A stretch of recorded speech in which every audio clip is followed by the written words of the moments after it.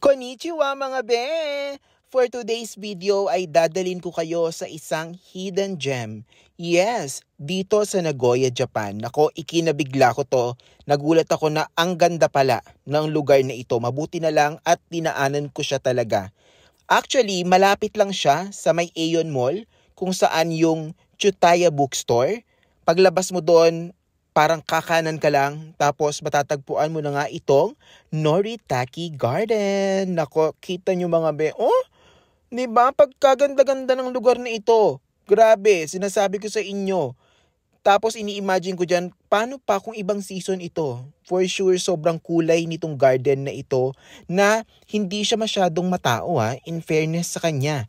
Ang sarap magpahinga. Yes mga be, ayan talagang naupo lang ako dyan, nagmuni-muni. Bilang nagta-travel ako, gusto kong introspect sa buhay ko. Alam niyo yon, yung ganong atake.